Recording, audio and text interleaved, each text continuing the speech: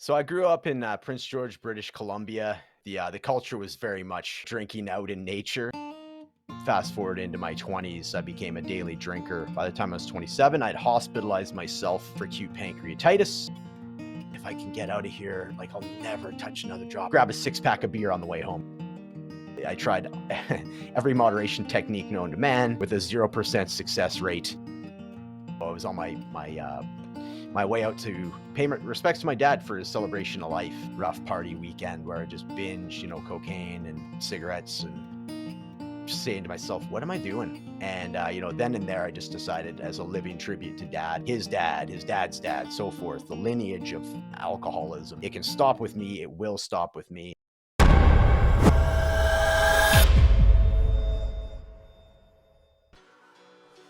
All right. What's up, everybody? That was tonight's guest, Matt Gardiner. I'm Daniel Unmanageable, and this is Hard Knox Talks, coming at you from Saskatoon, Saskatchewan, Treaty Number 6 territory, and the traditional homeland of the Métis people. Let's bring in Matt. Hey, Matt. Hey, Daniel. Donna, how are you guys tonight? Excellent. Doing well, man. Thanks. Awesome. Thanks for being here tonight. Thank you. Yeah. Is there anything that you'd like to say before we jump in tonight?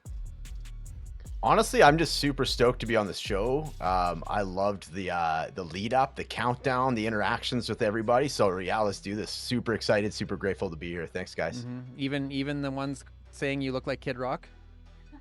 That's the first time I've been called the Kid Rock before. Not seen it, but you know what? I'd say like 50% of Kid Rock's music, so I'm down. Yeah. All right, I'm down. Man. Okay, well, having said that, let's jump in. This is Hard Knox Talks. Okay, before we dive in, I just want to let our viewers and listeners know that tonight's live production is sponsored in part by the Elizabeth Fry Society of Saskatchewan, helping women before, during, and after incarceration, Prairie Harm Reduction, emphasizing local action with national impact, and Stronger Together Canada, peer-led support groups by Mums Stop the Harm. To learn more about all our sponsors, you can check out www.hardknoxtalks.com. So we learned a little bit about you, Matt, in the intro there. You grew up in BC, and somewhere along the way things went sideways. Why don't you start off by telling us a little bit more about what it was like growing up? Yeah, for sure. Thanks, man. Yeah. Honestly, my earliest memory with drinking was so my Uncle Paul was on my mom's side, and then my dad would get together. And I always noticed, like, when they get together in the other room, the volume would get turned up. Quite literally, they start yelling at each other. The volume of the music would get turned up. I was always very curious as to what was going on over there. So I'd stick my head in, and they go, "Hey, Matt, come over here," and do the whole, "You got to try this," and they'd hand me a Kokanee, which is a BC beer, and I'd have like just a sip and do that. Yeah, it's so gross. Like, wow, how could you drink that? And they have a good laugh and so forth. And I'll tell you though, that really stuck with me. It was very intriguing to me that whatever was going on over that other room, I was like, yeah, it seems like they're having fun. It's very loud and they're yelling, but they're also laughing a lot. So it definitely stuck with me. It's one of those like fundamental memories that I had as a youngster. And yeah, just as I mentioned in the intro there, growing up in Prince George, like northern BC town, so pretty like 70,000 people. Like, it's a fairly big city in that sense. But yeah, like, it was very blue collar, we'll say. And like I said, I was drinking out in the woods. There's a lot of like pit parties, we call them, so like the pallet fires, and yeah, that was So just hang on a minute. what you did. Yeah. I have a question. So Yeah, man, bring it. now that you're in Alberta, I guess close to the mountains still, did you ever experience bush parties on the flatlands? Never did. No. Are you like, say as I did. I can't reduce myself to bush parties on the flatlands, like now that I've partied in the No, I mountains? I never got invited to one, actually. I was more of like, I was White Ave, right? I was going to, by that time I was in nightclubs and pubs and hole in the wall, hole in the wall pubs like that. Yeah. So no, I never did a flatland pallet party, to be honest with you. It's a good question though. I went to the Pemberton Festival in 2008. Nice. And that was the first time I'd partied in the mountains, and it was incredible. It just feels different. It's a beautiful spot. It sure does. Yeah. 2008. So who was the headliner? Was that when, like, was it Snoop Lion? No, I think it was Jay-Z. I remember Wow. Coldplay was there. But anyways, that's my story. We're not here Yeah, to tell yeah. my story tonight. Yeah. Now I'm interviewing you, eh? Like, Yeah, yeah, yeah, yeah. Turn the Goddamn tables on you. podcasters. Yeah, yeah, right. Yeah. So, Yeah, before we get too much further into this, though, we should bring awareness to you. You are a yeah. podcaster. Mm, You are also yes. a story coach, correct? Yeah, story work. Yeah, you bet. Story Yeah, work, so yeah. my podcast is called Beyond Recovery. Thanks for letting me know. I will have you on my show as well, and Donna as well. That'd be great. Donna's like, oh So man. foreshadowing. Yeah. Uh yeah, so yeah, we've been doing that for a little over or coming up on a year. It'll be I Hmm. started on my sober birthday last year. So sober birthday is coming up on April 8th. Oh. And that was my third birthday last April, and I'm coming up on my fourth one this year. So Hmm. yeah, I figured it was a good time to I did a live show. No, sorry, not a live show. Just a show about myself, my story, and then started getting some guests on it. And yeah, Hmm. that's what I've been running with for the past year or so. Awesome, man. So, okay, now that we've brought awareness to that, because I wanted to early on, I wanted people to know, because I Yeah, mean, thank the you. title of the show is like talking about story work. We better acknowledge that a little bit. Yeah, that's So, right. so tell us about the like how you saw all this drinking at home, your dad and your uncle being loud and rowdy, and you tasting beer and Yeah. hating it. How old were you the first time you got loaded? I would say 16. I was pretty shy around drugs and alcohol in early high school. So high school for me was grade 8 through 12. There was no middle school. It was just so yeah, I had this idea that I was gonna like it. So I was sort of shy around it initially. And then sure Mm, enough, by the time I started experimenting with it when I was 16, yeah, it was a done deal. I stopped doing sports. So I got into music by that point, you mm-hmm, know. So before you know it, I was like, yeah, me and a couple of buddies had formed a high school band. We're reading, Led Zeppelin biographies, and all of a sudden it's like glamorized to like destroy a hotel room and Did drink you ever drink do as that? much whiskey as you can. No, no, we didn't do that, but Mm-hmm. it definitely wanted to. Somebody's visa was always on the line though. Wouldn't have gone over Gotcha. so well. But yeah, we definitely, as soon as we got into playing music, that was, yeah, I was smoking weed every day through Mm-hmm, the rest of high school, and drinking every weekend, I would say. mm-hmm, And then by the time I was 18, I wanted to get out of Prince George, and that's why we came to Alberta, mm-hmm, just so we could, literally one of the main reasons was so we could play in the pubs and drink. And curiously enough, music is one of the only, I wouldn't say jobs. I mean, we were getting paid to do it. mm-hmm, But I guess we'll say jobs, that you get encouraged to drink on the job, right? They're like, mm-hmm. you're the entertainment for 18 years old, and they're like, here, drink up before you go up on stage. Here's like a 12 pack of beer on ice before you go up there. And it's like, Mm-hmm. okay, this is pretty wicked. I like this. So Mm-hmm. yeah, definitely lived the rock and roll lifestyle. That was what I was all about for, doing lots of psychedelics. By the time I was 20, I was doing Yeah. microdosing before microdosing was a thing, like, 3 or 4 Mm-hmm. times a week with mushrooms as well. Having this idea that like that's where my creativity was coming from, right? Mm-hmm. Was a lot of yeah, psychedelics combined with a lot of beer and just staying up late, and yeah, daily drinking Donna was through most of my 20s. Donna was giggling away there when you were talking about drinking being a prerequisite. Donna has experience as a bar staff, and I think maybe she has a little Ah, relativity to what you're saying. Yeah, it was totally sure. messed up too. Like if I didn't drink shots with my customers, they didn't tip. Hmm. You know? Wow. Yeah, so everybody What is was that? What's just that? slammed by the end of the night. Like half the time I couldn't even Sure. cash out. It was horrible. Did you Oh ever do my the goodness, did you right? ever do the thing where you like tip it over your shoulder and like don't drink it? I tried that, Uh but yeah, people aren't that stupid. huh. Right? They got like one eye on you, one, yeah. Yeah, you're gonna get drunk Trying to with water the us. plant. Well, Yeah. even the Nice even the try. owners of the bar would send like shots of Zambuca from the main bar. Oh Oh yeah, it man. was Oh, it was a not mess. Sambuca. It was a No. mess. Oh Oh yeah, God. Yeah. Zambuca and Sambuca. tequila, man. Mm. Oh my God. That sounds like quite the night. Zambuca was actually nicknamed Matt Puka at one point. So that was one of my, there's always a couple drinks that you can't have after you've had like one night with it. So Zambuca Mhm. is one of mine for sure. That and Yeah. Jack Daniels, those are my two. Yeah, You know, when during my drinking days, I'm like, okay, I had one and done with those. Thanks. yeah. So when did it start to go like sideways for you? Or actually, when did you Mm, start to notice it was going sideways for you? Because I know you mentioned before you're like, yeah, I knew I was gonna like it, so I was sort of trying to wait, you yeah, know? So tell us a little definitely. bit about that. You know what? I would liken it to is like, or I would the period of time was like when I broke up with my first girlfriend, right? So it was Hmm. like we'd been going out for 5 years. I was probably 23. At the time, I was just my life is over, right? Like no one will ever love me like her again, right? And Oh. then so really drowning my sorrows and not realizing I'm like, you know, I was feeling it so hard. And that's when that's when I started turning corners, right? Like I was Hmm. drinking to like cope with things. I was drinking to try and process these feelings. I would drink in the morning, you know, like all these lines that I used to have, I was just like crossing them, you know, every Hmm. chance I had. So I'd say yeah, like early to mid 20s is where, and that was where like, you know, I have this like other voice. You know, there's several voices going on in my head at any given time, like inner dialogue and such, right? Hmm.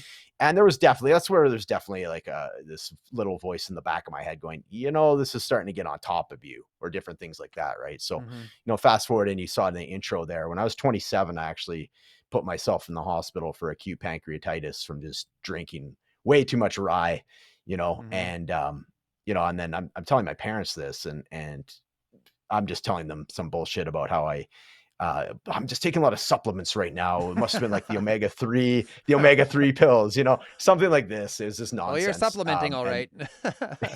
yeah, right. Yeah. Vitamin R. Yeah. Yeah. So it was like, that's what it was, dude. And that's when I was like, okay. Cause as far as I knew, I was like, it was, you know, pretty close to, you know, the brink of death. You know, I was in the hospital for 3 days, like the worst Mhm. pain I'd ever experienced. They didn't know what it was, of course, at first. And I'm sure I lied to them. I didn't say, "Oh no, I wasn't drinking. I'm just feeling really under the weather today." Right. So, Mhm. um, yeah, you know, it was just, yeah. And then it's 3 days in there and they're like pumping me full of you know, IV or whatever it is to rehydrate me. I think there was 3 bags they had to rehydrate me with. And then, like I say, I was just like, oh, if I get out of this, like I've learned my lesson, you know, praying to the Almighty, you know. Mhm. And then as I'm walking out of there, that's when the justifications happen. I'm sure a lot of listeners can relate to this, where they start bargaining. Yeah. The addict part of my inner dialogue's like, hold on, like that was rye that did that to you. You know, if you Mhm. take a beer drinking, like nobody ever has a problem with beer. It's not 0.5, it's 5%. You can Yeah. moderate it a lot easier. I'm like, that sounds pretty reasonable, actually. Sounds And legit. meanwhile, Let's go. yeah, exactly. I'm like, yeah, I think I still can drink, right? So like I walk by 2 liquor stores on the way home from the hospital. Mhm. And by the second one, I'm kind of like getting a little bit of a twitch, right? And then by the third one, I'm like, yeah, I'm a beer drinker now. So I just wander in there and grab Lucky Lager or some Mhm. swill like that, right? And then yeah, off to the races. And then I'm a big time beer drinker after that. Honestly, dude, like looking back on it, it was the other thing that was a big thing for me was the comparison, right? Like I was always like, well, at least I'm not that guy behind the store that's got like the brown paper bag and he's Yeah. homeless. Like I'm not that guy. Like I'm still getting promoted at work. My band is doing well. So like part of me knew that I had a problem and it was getting on top of me, but the other part of me was like pride and ego was like, no, I got this. Like there are people way worse off than me. I just bought a house, like blah, blah, blah, you Mhm. know, whatever egoic excuse I could come up with, would work for X amount of time. And then I would have another, whatever, you know, moment of clarity and I'm never going to drink again. And, you know, later that day or the next day, dude, I maybe get through 3 days, maybe. I like Mhm. so it'd be like 1 day and be like, and I'd be proud of myself and be like, okay, I'm good. But Yeah. so that Now was that I can take a until break. Yeah. yeah, yeah, exactly. I don't know how many So times that I was did like that. that until yeah, right. And so that was like that until about early 30s. And then that's finally where I had my first, you know, rock bottom moment, I call it. And then yeah, I had a big period of sobriety coming out of that. I don't know if Mhm. you want to pause or talk about that or if you want me to keep going, but Oh no, absolutely. What was it that brought you into recovery? yeah, good question. So yeah, by the time I had put my hand up to just I needed some help. It was just like a relationship issue and there was just a few other things. Like I was just struggling, right? the universe is giving me all these wonderful things. Like I just got this like wonderful promotion at work, and I got a grant to record a professional album with my band. And yet personally, on a personal level, I was just a complete mess, like complete mess. I think the first day of my new job that I got promoted at, I was going out on my break to the parking lot and had a couple of like tall boy strongbows, like in the middle of the day, you know what I mean? And just like puked all over the parking lot, went back in. It's just like, just nonsense like that. Just really messed up. Right. Yeah. So I put my hand up and I said, I need some time off. I went to my boss, and actually he's like a big alpha male guy. I was just like, no, this guy's going to think I'm a pansy. Like he's going to say like, don't come back. Like I had all these preconceived notions of what was going to happen. And yeah, stories. Thank you. Yeah. It was like the exact opposite. He was like super compassionate, and said, how long do you need? And, my mom came and helped me navigate the paperwork because I was super messed up. So I was able to get, 70% of my wages. And, so I had 5 weeks. So I gave myself 5 weeks. The first 2 weeks were just a massive binge because I'm like, well, I got to get out of my system, and then the next 3 weeks I can take I'm never my gonna break, do this right? again. Yeah. After Right? 2 weeks. After 2 weeks. Yeah, exactly. So, and then 2 weeks in, I was like, okay, I got to actually make a decision here. Like I gave myself an ultimatum. So I'm like, okay, so I'm either just going to keep doing, like what my Uncle Paul did. The guy I was telling you about the beginning of the story. He lived up in Whitehorse in the Yukon territories, and just between jobs, he'll just collect EI, just drink. He basically drank himself to death. So I'm like, I could do something like that. That sounds like not a bad thing to, it sounds like a reasonable thing to do. Right. Or I can at least try and sober up. So I called my buddy Brent up, and he had just gone through NA, and he had done some AA as well. And we had a big falling out. He was my best friend, and we'd had a falling out over substances, of course. And that was the olive branch. I asked him, hey man, can you take me to one of these meetings? Like I'm afraid to go to myself, and we went there. By the time we got to the parking lot, I was like so nervous about going in. I was like, you know what? This was enough, Brent. Like I'm scared. I'm scared straight. Like I'm good. And it was one of these moments. Like if he hadn't done this, I'm confident we wouldn't be having this conversation. He turned to me. We were sitting in his truck, and he put his hand on my shoulder and said, he just smiled. He's like, oh, we'll go in together. It'll be fun. And I was like, okay, if you say so, let's do it. So we go in there, and everybody's high-fiving him and hugging him. I'm like, whoa, this is not at all what I was expecting this to be. I thought it was just again, the story I told myself was it's going to be like these angry, dry drunks sitting around bitching about stuff. And it was not like that at all. Right. Again, just this idea of what I needed to do to recover. And the story I was telling myself that was actually getting in the way of me being able to do it. So yeah, I went in there, and dude, it was like, I don't even remember what the guy said. He did like an opening read, and just being in the room and around people like that, the energy, whatever it was, I had this profound like 180 spiritual intervention or whatever it may be. Literally it felt like there was, somebody that had been sitting on my shoulders left. Like I felt a physical weight leave my body. I started tearing up, and, I continued to go to meetings for, I'd say, if not every day, like every, 5 times a week, we'll say, for about 8 months. And I remained sober for a little over 3 years after that, and did a lot of like deep dive into like personal development, starting into like Wayne Dyer, and other folks like that. And really like getting into like, okay, why am I doing this? Like, why do I have these patterns? Went to the gym every day. That was like, the energy I had from like getting over on people and, lying and drinking and all the BS that goes into that whole thing. I had a lot of energy to expend. So gym was always on the periphery because, as I mentioned, like when I was younger, I was an athlete, or I play a lot of sports anyways. And so I was like, but of course, drinking and working out don't really go together. So it was always like, when I stop drinking one day, I'll go back to the gym. So there I was. So that's really what saved me, man, is like, getting active again. And just getting into a little bit into addressing in, the why I did it in the first place. And yeah, that helped me for, I'd say 2012 to June of 2015. It was alcohol free. My first time there. So And like, yeah, the gym continues to save me, and I keep trying to deny myself that, like, oh, I'm too busy to go today, or I got to do this, or I got to do that, and like I won't go. But like, man, when I go and I go like for several days in a row, like a very marked difference in the way that I think. So I think like I Yeah. owe it to the people around me, if not for myself, to the people around me to go to the damn gym. Right. And walk your Yeah, damn that's a really dog. good point. Yeah. Yeah. There you go. Yeah. Yeah. It's a really good point though. Like that was very apparent. Like that was one of the light bulb moments I had, is the mental health aspect Mm-hmm. of going to the gym and working out. Yeah. That's a very good point. Yeah. Mm-hmm.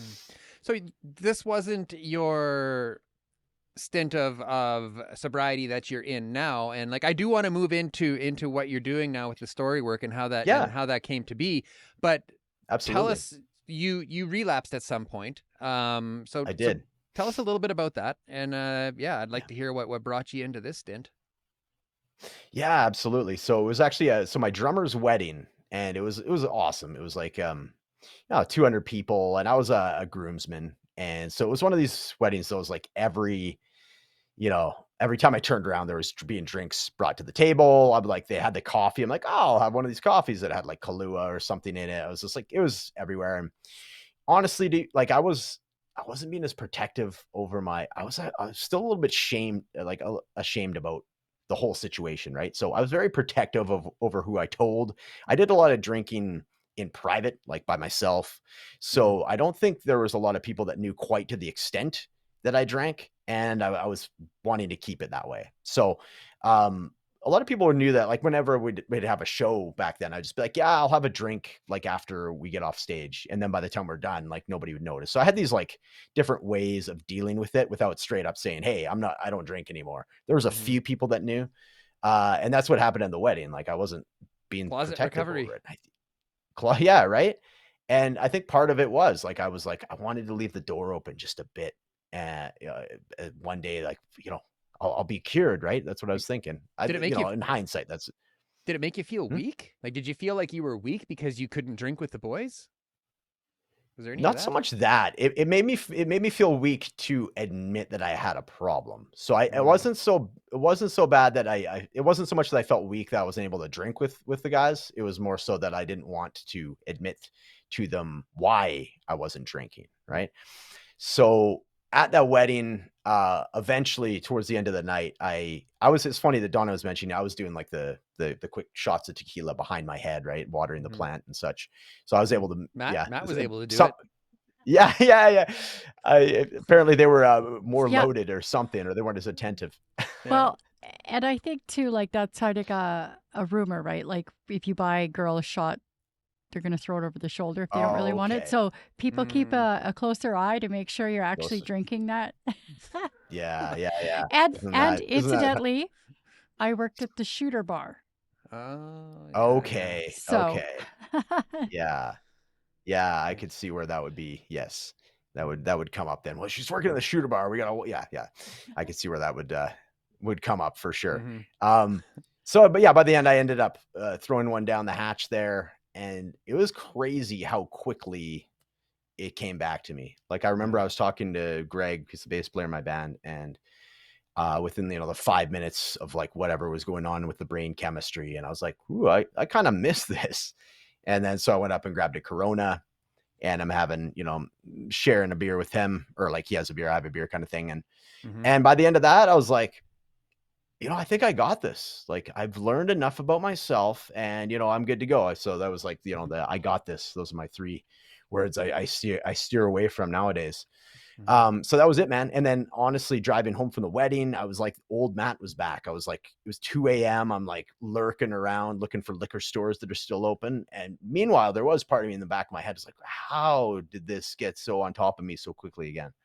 And then the other part of me is like, it's fine. Like I'm cured. Like I can totally moderate drinking now. Mm-hmm. Right. So, Mm-hmm. and that's what I did for the next, or attempted to do, I should say, for the next, 3.5, 4 years, we'll call it. And just every nonsensical technique, like, well, I will only drink when I go out. And then, start going out 5 times a week. I'll Mm-hmm. only drink on weekends, then every weekend turns into a long weekend, a 4-day weekend, mysteriously. I only drink like expensive beer because, yeah, I'll drink less Classy that like that way. now. Well, yeah, classy. Exactly. That didn't work. I support local beer. I started Yeah. buying Alley Cat. I'm like, oh, I'm supporting local. I was trying all these different just things, right? And just ridiculous to look back on it. Yeah, and then to get into what you're saying about my current stint, I alluded to it at the beginning in the teaser there. So my dad passed away a couple days before Christmas, 2018. He had retired. He was 66, so he had been retired for 1 year. And this is my perception of it, is he stopped taking care of himself. His drinking, he'd always been a big drinker, right? But his drinking really ramped up. I mean, I'm retired. He's got all this extra time, right? He started smoking cigarettes again, and yeah, it caught up to him. He'd been drinking a lot since he was a teenager as well. And so as soon as that happened, that was like a wake up call for me, because I'm like, Uncle Paul, the other guy that I told you about in the story as well, he had died at 50 something from, again, now, complications as well. So I'm like, I'm on the same path, and this is on my mom's side, it's my dad's side as well. Like I'm now that guy. And yeah, so I'd like to say, like, I straightened it up right away. There's still a few more months where I was kind of working things out. And my dad's celebration of life was a few months later in April. So it was April 2019. I was driving out to pay my respects to him. And that's in Prince George. So it's about 8 hours straight west of Edmonton. I got about halfway there is a beautiful Rocky Mountain town called Jasper, Alberta, right in the Canadian Rockies. One of my favorite spots. And I'm driving through there and just feel empty, like beyond empty, like suicidal ideation, just going, what the, I'm driving out there coming out of a big binge party weekend. Like I was up till 3 a.m. and then hopping in the car to drive out there a few hours later, right? And I'm like, what am I doing? And that's, again, one of these like moments where something shifted inside me. Like I took my cell phone out and I was just saying, I just wanted to get some of that energy moving, right? So I'm just, whatever's on my mind, do a brain dump. And that's when I was saying all this dark stuff. And then eventually, as soon as I got that dark stuff out of me, it started transferring into, okay, I've done this before, I can do this again. I'm going to do this for you, Dad, and just changing it into like really solution focused. And yeah, the rest of the drive I was a completely different person. And then by the time I got there, things went well. I had a great time with my older brother. Like we hadn't been home to Prince George together in like 20 years by that point. So we did like the old, go through the old neighborhood. And it's just one of those things, like if the recipe hadn't been as it was, like me coming out of a rough party weekend, me going to pay respects to my dad, me and my brother having all of that, all those moments together. Again, maybe it would be a different story from us having this conversation tonight. So it just really worked. And like, I had this idea of like, okay, I'm going to do this as a tribute to that side of the family, that, the lineage of like alcoholism can and will stop with me, and here we are coming up on 4 years in a couple of weeks. And yeah, thank you. Thanks. I'm proud of that, man. And it's like, and yeah, I got into the coaching and such. I'd say about 2 years into that stint. And basically what happened is like, I'd been working a job for 23 years. I got hired when I was 16 and I just kept working. Obviously I started as a part-time bakery closer and I ended up as assistant store manager. And just those last few years, like when I sobered up, I noticed there was something inside of me that was like telling me, this isn't what you're supposed to be doing with your life. And it was just a feeling. And it wasn't articulate like that. It was just like, there's something that was like, I was dreading going to work. I was starting to get resentful and sarcastic. It was just not how I like to show up. So I took a leave of absence to explore that feeling. And about halfway through the 6-month leave of absence is when I got introduced to the whole idea of coaching. And I got some wonderful, that's where I got the enlifted coaching certification, which is the story work that we're talking about. And yeah, and that was just a matter of, okay, picking my spot and then just kind of going, okay, well, the story work works with really any niche or genre of coaching. So what do I, so at that point it was logical to me to combine my life experience of recovery. And it's just a wonderful thing to do when recovery folks are awesome to talk about. They're always so open. You know what I mean? And open to like changing the way that they think, they want to. That's the big thing, right? They already wanted to change their behavior as far as like no longer doing drugs or alcohol. Yeah. So they also are willing to change their mindset, change the way their habits and all that. So it just, yeah, it's so rewarding, and it's such a cool way for me to maintain my accountability to myself and my sobriety by helping others as well. So it's just it's just really worked out so well. Okay, before we get any further here, let's have a look at some comments. Yes. And there's Donna. Almost forgetting to push the button. You would think by now that would be second nature, but no. Do you remember the beginning of the countdown tonight? I do. Yeah, I forgot everything. So Sheris Lowen, says, I can relate with hiding my addiction and drinking alone. Yes, I can. Thanks, I can do Sheris. that as well. And like you were talking about, like the various alcohols that you tried, I went so far as to deliberately buying wine that I did not like in an effort to. He just starts laughing. But No, it's it didn't work. right. I eventually just had to like not go to the off sale, pretty much. Right. And I mean to laugh just because it's like the relating of stories more than anything. I'm not like outwardly laughing at you by any means. Laugh at me all you want. It's all good. I'm fine with that. And Rebecca Riley, thanks for your comment as well, says, very inspirational. I started walking 20 minutes at least being outside this past week for 5 days in a row and feel 10 times better for sure. Beautiful. With springtime here, I'm going to keep it up. Good job, Rebecca. That's and awesome. Stephanie Childress says, congratulations. So proud of you, Matt. Oh, thank you very much, Stephanie. I appreciate that. Very kind. And thanks, Donna. Yeah, thank you, Donna. You're welcome. So we've changed her title from moderator to social correspondent.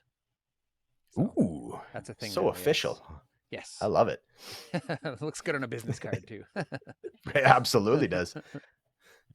Yeah. So you got into story work. I'm interested to know how learning about story work, like what did you learn about yourself while you were learning about that?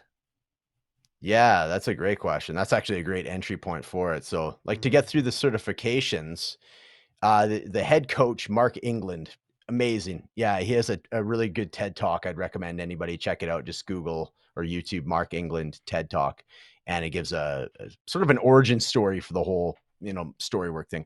So, of course, yeah, he has to, in order to instruct me, he has to lead me through my own story work. So, yes, absolutely, Daniel, that's what it was, is bringing up a lot of my own stories. And actually one of them worth mentioning, it's like it's fairly easy for anybody that's listening or watching at home to do. We call it like the Billy story. So that would be like your ego or your like imposter syndrome. And he says like it's basically like you're separating yourself from this derogatory side of your own self, giving it a name. So my Billy story, which happens to be my dad's name. And it's like, I just typed up like a word dump of about 3 pages worth of stuff, just saying, Billy says to me, I'm only worth it if I achieve, and just basically riff on this whole idea of like the derogatory things that I say to myself. And, I'm typing it all up and I'm like, oh, like I nailed it. This is feeling pretty good. Right. And then, so that's step 1, you type it up. Step 2 is you read it out loud. So I'm like, oh, I'm going to read this to my wife, Darcy. She's going to think it's hilarious. She'll be like, nailed it. And I got about halfway through and I just started like tearing up, and I'm not like a huge crier. And I was like, and she's like, do you actually see yourself like this? I'm like, man, I guess I do. So like just the typing it up is one thing, and it'll really show up in like, because journaling is one thing for sure. And journaling is great.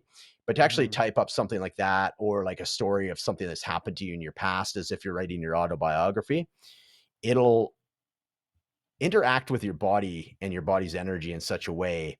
if you're really paying attention to it and your breathing and your heart rate, if there's something that's stressful that's still haunting you or that has hurt you in the past, it will activate those stress responders in your body, right? So paying attention to that, and then what kind of emotion is coming up from it, and then when you read it out loud. So if I were to with you, Daniel, and you type up a story that's still been haunting you, you type it up, I check in with you, and I get you to read it out loud. I watch for your body language.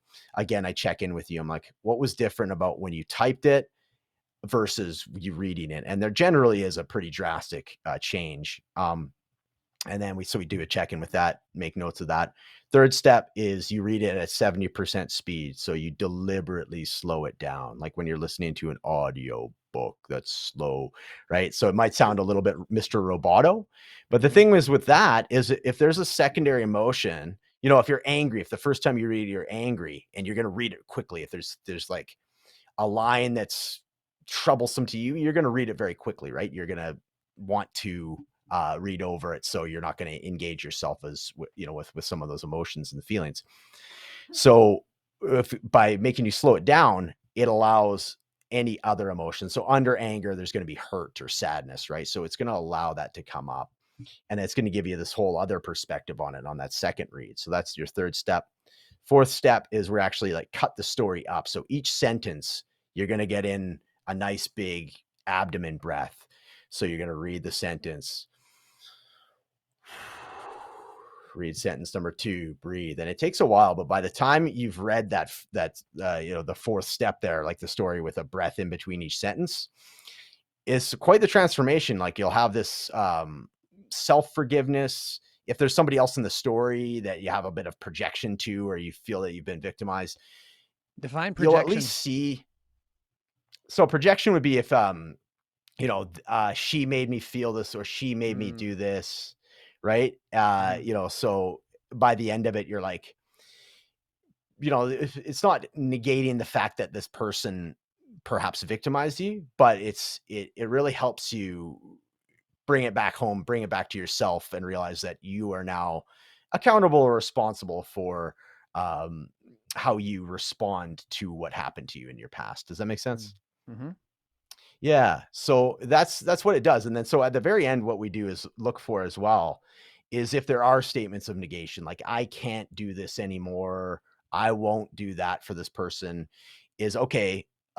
It's sort of like the whole idea of like the brain doesn't know with a negation, it won't really separate that, right? So if for example, like the whole don't think of a pink elephant, you think of the pink elephant, right? So Totally. we want to we call it translating. So you want to translate that story, that sentence, that one, I will isolate the sentences, I can't do this anymore.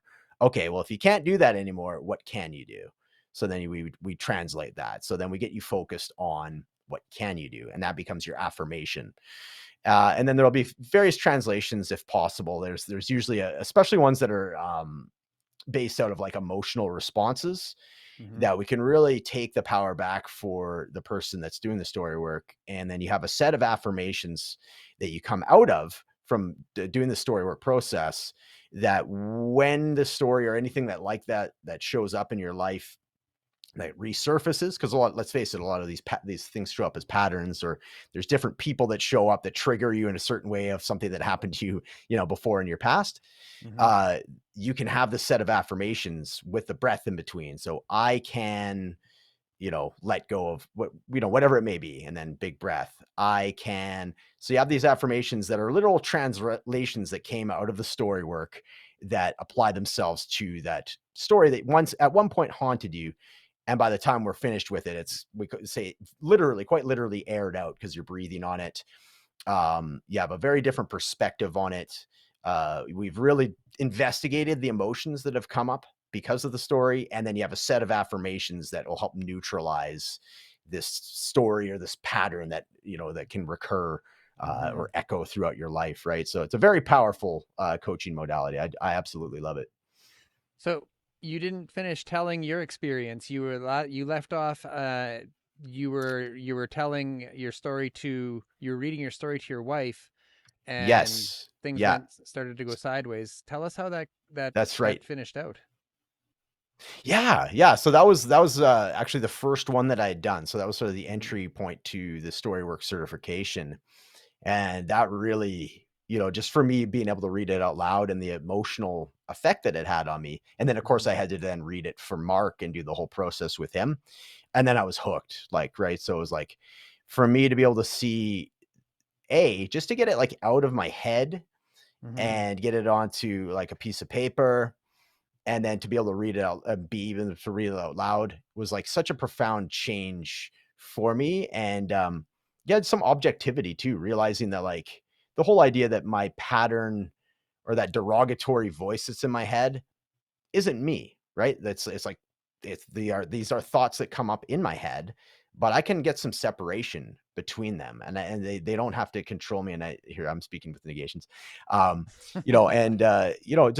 just realizing that like the words that I'm picking very much create the experience that I have in my life. So from there, yeah, I think I went through 4 or 5 stories that were you know very much either to do with my drinking or one of what I viewed as the reason I drank, right? If it was like a falling out with my dad that I had, Mhm. and yeah, it's a beautiful thing. Like it really helped me resolve some of these old standing stories that I told myself that, there was one in particular. My dad came up unannounced on my 24th birthday. It was a surprise, and I was just like, "Oh, man." At the time, I wasn't really getting along with them, and I didn't really appreciate the like, you drove 8 hours without telling me, and you just show up on my doorstep, and yeah, we got in Mhm. this big fight, and the next day, that was, like, the first time I, like, morning drank. He left because we got in this fight, and he left at, like, 5 in the morning without saying goodbye, and I was like, that was my actual birthday day, Mhm. and, yeah, and I went and grabbed like a 6 pack of beer at like 10 a.m. And I was like, man, I feel like garbage. So that was one of the stories. I was like, that was one of those like origin stories for like when my drinking became out of control. So, and we worked on it. We investigated it. I've long since, forgiven my dad for everything, especially after he passed away. I feel a lot closer to him now than I really did when he was alive, to be honest with you. Mhm. Um, but yeah, they really helped me. And that was like I say, a light bulb moment for me as far as, using this to be able to help people that are coming out of, or even like early recovery, early sobriety. I do some work with starfish recovery down in Virginia. I do Zoom calls Mhm. with folks that are, a couple weeks in, they could be a couple months in. And yeah, it's amazing. It's really cool to help them work through some of those stories of that that they've been telling themselves, these rather inner, like the derogatory inner dialogue, or Mhm. um oh, this happened to me, so this is what's created me to be this way, like this is what created me to drink. Mhm. And just like investigating that and like adding some space and some forgiveness, and just investigating it. It's a really cool process. Hmm. Let's look at some more comments. We have Sober Now, excuse me, saying, this is Hello, so Melissa. interesting. Yes, hello, Melissa. I'm all tongue tied tonight. She says, I suppose that's why writing my book was so cathartic, because I did similar Mm. steps. I wrote so many drafts and read it, listened to it over and over, and found so much healing through that process. I have never heard of story work until tonight, and I love this. Thank you for sharing this beautiful method of healing.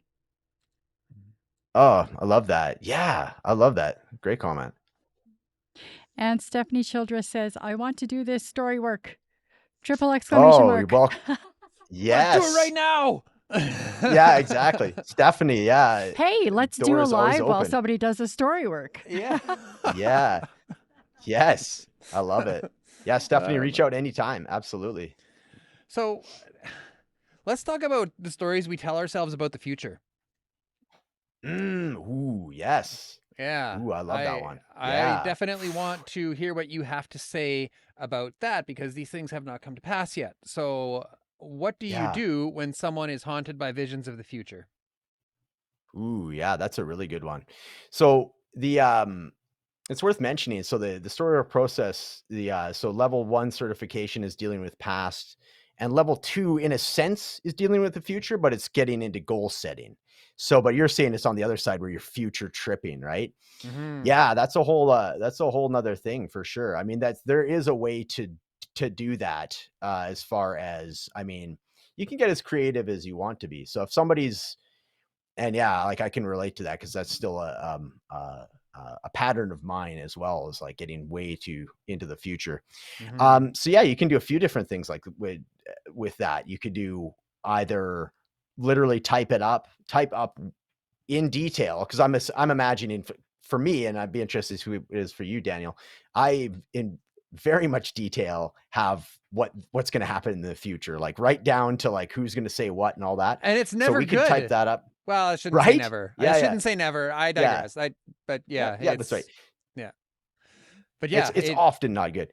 yeah. I love how you corrected yourself. That's actually one of the pillars of the story work is binary or extreme language, always or never. And you caught Mm, yourself, so that was rad. Right in real time, you were able to we'll back it off from never, often, right? yeah. But yeah, Yeah. absolutely, man. It's yeah, so like that's what we would do, and that's why it's so creative. Like I would just go, okay, man. Like if, say, for example, it was you and you had some future trip and you were doing earlier today, I'd say, well, let's type it up. And we just type it up and you just act on it, because certainly it has an impact emotionally, energetically on you, right? Mm-hmm. And let's get into it. And oftentimes, one story will start tracking backwards, right? So you're gonna, okay, well, why do you have this perception of either yourself, or why are you worried about, fill in the blank?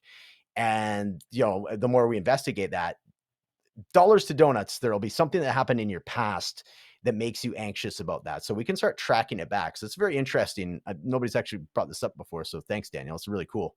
Mm-hmm. And that's how I would approach it. I would get you to type up in great detail what your this future anxiety story that you have. Mm-hmm. And then we just start tracking it back, because certainly there would be some elements of it that made you feel that anxiety that have happened to you in the past. So we just keep getting curious about it, investigating it, and moving backwards from there. Hmm. So do you see any, like, I guess, for lack of a better word, like generic patterns? Like, you've done a number of these now, you've been practicing for a Yeah. while. Is it Mhm. typically like an ABC, or is it different drastically for everyone? Well, the one thing that generally happens will be it goes back to childhood, right? Like Mm-hmm. there's going to be, and I say it, like a lot of these patterns of limitation or perceived limitation, or traumas, right, are from something that and it doesn't have to be parents. It could be like elementary school, somebody told you that you're never going to amount to something, an Mm-hmm. authority figure from 8 years older or young, or sorry, 8 years or younger, something that happened to you in that developmental stage that just runs, some programs in the the background of your brain, the Mm-hmm. subconscious, and it just has echoed throughout your adulthood. So that side of it, definitely. As far as getting back to there, no, there's not really a direct path. I find that it's really dependent person to person. And, Mm-hmm. some people are very protective, or like perhaps don't want to go that far back. I find it can jump around. It's very like Quentin Tarantino movie. Like it'll, you can, and this reminds me of this. And all of a sudden you've gone 5 years back, and then you're going to like present time again. So you do a Mm-hmm. little bit of time hopping, which is actually, it's very fun. And it feels fairly artistic, or like a chess game or something. Like yeah, it's got some really unique elements to it. Mm-hmm. Um, but yeah, the one common thing for sure is you can often track back to like a childhood or like a developmental time, where, as an origin story for a lot of this stuff. Mm-hmm. So you mentioned just now, and it piqued my curiosity. Somebody in an authority figure, or an authoritative role said something to you, and that sort of echoed in your mind. Like, are you finding that a lot of story work, maybe the problem stems from something that's not really traumatic? Like maybe like because I know my brain gets away from me. You know what I mean? Like, so somebody said, Yeah, yeah, yeah. someone said I was a loser in grade 2, and it Yeah. turned into this great big thing, and it's led me here to need to do this work.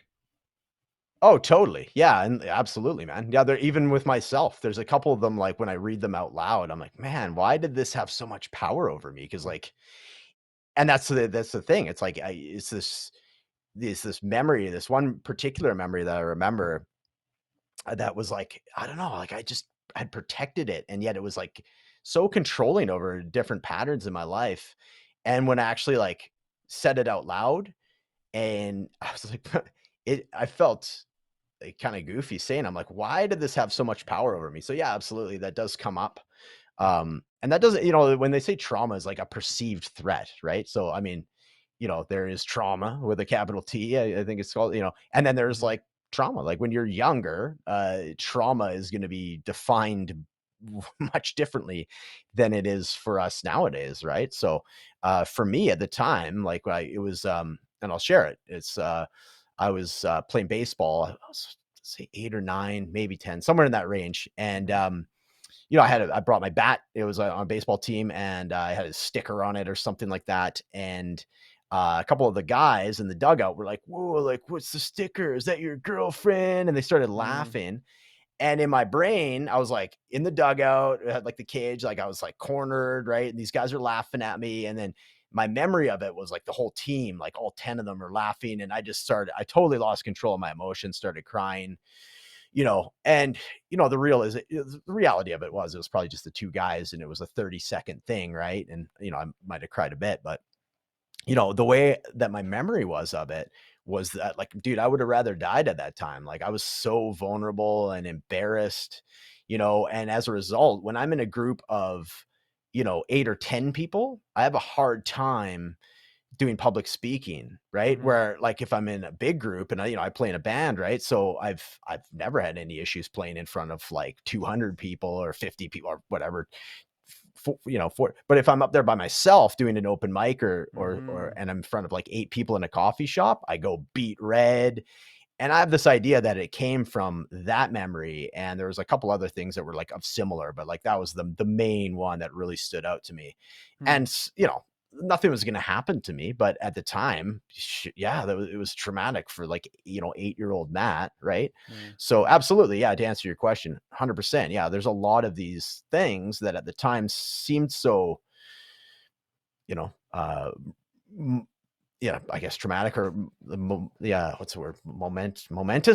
There we go. Easy for me to say. I was like, I don't know what the word is inside your head. Yeah. I'm like, come on, help me. So and I love how momentously you said momentous. Yes, it was very momentously said. Yeah. Thank you.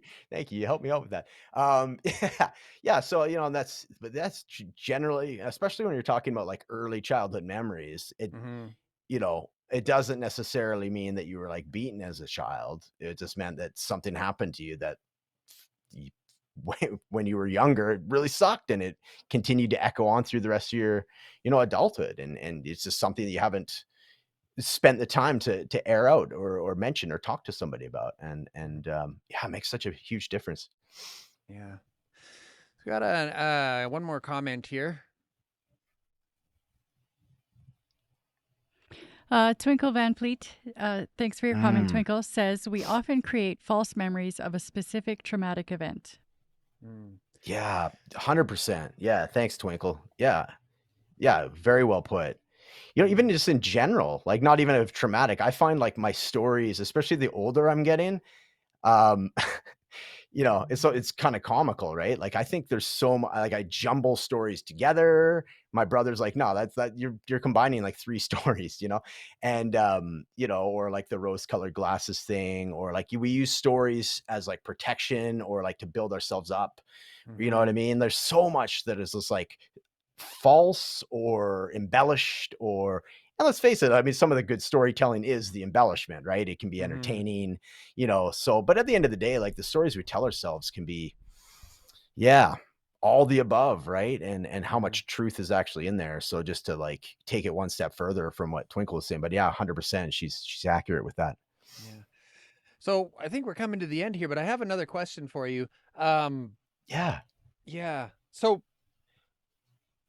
is it more often, so with your work that you do and the people you work with, do you find that you see a lot of like revelation? Like it's like, oh, like it's like one moment, it's like what it's an event, or is it more often like a gradual progression into healing with this type of work? Yeah, I'd say it's a bit of both, right? It's not like every session is like the momentous Oh, now you're going to use session. that all the time now, hey? Yeah, right. Yeah, dang. It's like my $5 word of the night. Yeah. Yeah, so it's like it's not like every session is like that. But I think there's an accumulation too. I get I would say that there'd be like that there's the aha moments, and then there's also the more like subtle accumulation ones. And that's why I like to do, at least 3 with people, right? Like 1 is great.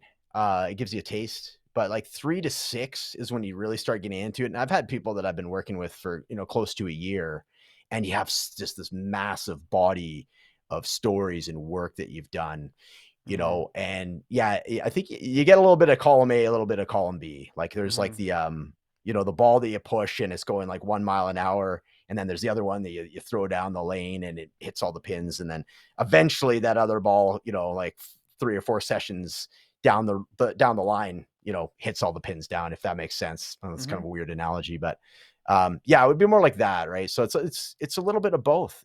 Yeah, I have had people that have been like seemingly afterwards, I'm like, did that do anything for you? Because not everybody's super expressive with their feelings. Not everybody's able to articulate what they're thinking right off the bat, right? And then I check in with them a couple of days later, and they're like, actually, yeah, over the next few days, I really metabolized and processed that, and it did help. So it definitely depends person to person, but like to answer the question, there's a slow burn, and then there are the aha moments, and there's sort of a wonderful combination of both. Cool, man. So where can people find you? Tell us all the things. Where are you? Thanks, man. Yeah, recoveryroadmap.me. So that's my my website as well as my Instagram handle. And I'm also Matt Gardiner Live, which is my Facebook, and that is also my YouTube channel. So I'm on Instagram a lot, so that'd be the easiest way to get a hold of me. And yeah, thank you guys so much for having me on the show tonight. What a awesome conversation, and what a wonderful show you guys have. Thank you so much. We do have one more question trickling in here from Sober Now. She's asking, is there a book in the future for you? Ooh, yeah, great question. So I do have a 45-page ebook that I have that's there's a link to it on my Instagram. So technically there is a book. Sequel? Yes, perhaps there's a sequel coming. Name of your podcast one more time. Beyond Recovery. Awesome. All right, Matt. Thanks so much for joining us tonight. That was an enlightening conversation. I enjoyed it a whole bunch. Donna did a lot of head nodding and stuff too, so I think that's a good thing. Awesome. Yeah. Thank you both. Yeah, thanks so much. You're very welcome, man. Take care for now. Thanks, Matt. Take care. Bye-bye. All right, if you're getting something out of what we're doing here, you can find all our audios on Apple Podcasts, Spotify, Google Podcasts, or wherever you listen to podcasts, or live and interactive right here on Facebook or YouTube. Thanks for watching, you guys. Take care. Say, this is Hard Knocks Talks.